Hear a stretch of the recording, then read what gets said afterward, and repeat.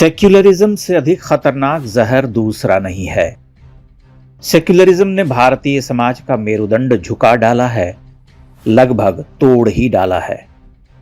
यह मनुष्य को अपने पूर्वज के गौरव, जातीय अस्मिता, संस्कृति, बोली बानी, भाषा, धार्मिक प्रतीकों, आस्थाओं सबके प्रति नितांत ही शंकालु बना डालता है। सेक्युलरवाद की एक प्रतिगामी और सहज प्रवृत्ति यह है कि मनुष्य अपना ही महान साहित्य नहीं पढ़ता, अपनी ही धरोहरों पर दृष्टिपात नहीं करता, अपने शास्त्रीय संगीत को नहीं सुनता, बल्कि उसके अपमिश्रण से तैयार किसी उन्मादी तेज तेज झटके लगने वाले कर्कश संगीत को रूहानी कहकर उसी में धंसा रहता है। उसे भारत का हिंदू समाज घोर ब्राह्मणवादी, पतनोन्मुख, विभेदकारी, आदिकाल से जात पात का पोषक और अंधविश्वासी समाज दिखने लगता है। उसके लिए हर पंडित ठग होता है। वह इतिहास के बर्बरतम आक्रमणकारी युगों, अंधतम कालखंडों की भयावह यंत्रणाओं को अमीर खुसरो, निजामुद्दीन औलिया और गालिब मीर के नाम पर भुला देता है। न केवल भुला देता है, बल्कि आक्रांताओं के साम्राज्यवादी जिहादी अभियानों को एक आम मध्यकालीन वृत्ति मानकर बराबरी पर ले आता है। वह संस्कृत जैसी प्राचीन और महान भाषा को मृत पूजा पाठ की भाषा मानता है। वह प्राचीन भारतीय विराट चेतना को अत्यंत शंकाकुल होकर देखता है। ज्ञान, विज्ञान, दर्शन, गणित में भारत के कार्य को झूठ और बकवास मानता है। वह उर्दू ज़बान से अपने दिमाग की चाट पोंछ सफाई करवा डालता है। उसके लिए भारतीय इतिहास का बलिदान मानी नहीं रखता। उसके लिए हजारों स्त्रियों का आत्मदाह हास्य का विषय, अनावश्यक, संभवतः मनगढ़ंत इतिहास होता है। हजारों हजार मंदिरों का ध्वंस एक विस्मृत घटना होती है, संभवतः संघियों द्वारा प्रचारित असत्य भी।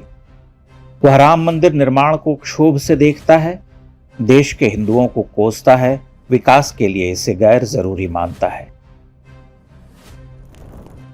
सेक्युलरिज्म अर्थात पंथ निरपेक्षता, इस शब्द का अर्थ क्या है?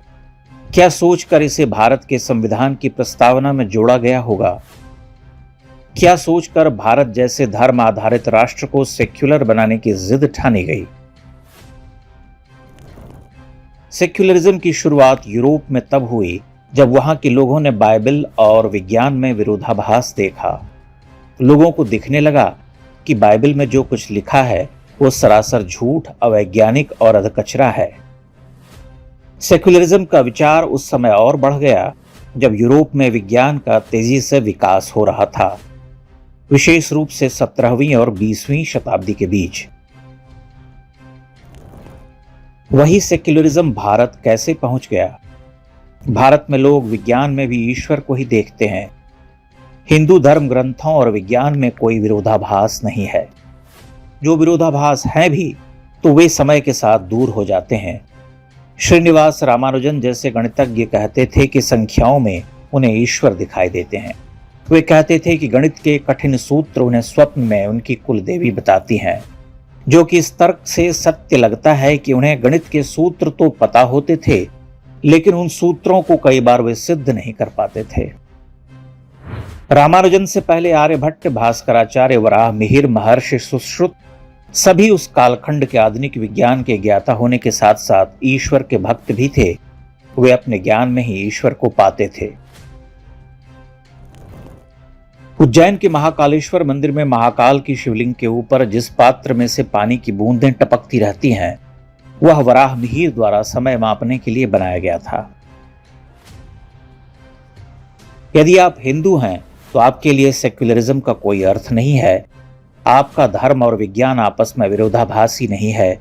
हिंदुओं को सेक्युलरिज्म नाम के इस दानव से दूर ही रहना चाहिए। जिस ज्ञान के बल पर हम सेक्युलरिज्म का बचाव करते हैं, वह ज्ञान भी हमें ईश्वर से ही प्राप्त होता है। सेक्युलरिज्म की तरह ही समाजवाद ने भारत की आर्थिक व्यवस्था की रीढ़ पर प्रहार किया है। स्वतंत्रता के बाद अधिकांश कष्टों का कारण कांग्रेस जनित समाजवाद ही था। पीवी नरसिंह राव को सदैव याद रखा जाना चाहिए कि उन्होंने समाजवाद रूपी बुराई का अंत किया लेकिन ये जिन्न आज भी अलग अलग रूपों में सामने आने का प्रयास करता रहता है। तो इसका सबसे बड़ा कारण है समाजवाद शब्द को संविधान की प्रस्तावना में जोड़ देना। सेक्युलरिज्म और सोशलिज्म के सड़ांध भरे गंदले तालाब से बाहर निकलना परमावश्यक है।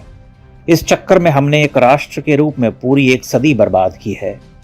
यह आवश्यक है कि संविधान की प्रस्तावना से ये दोनों ही शब्द हटाए जाएं, ताकि संविधान की उस मूल भावना को बहाल किया जा सके जिसकी कल्पना स्वतंत्रता के बाद की गई थी।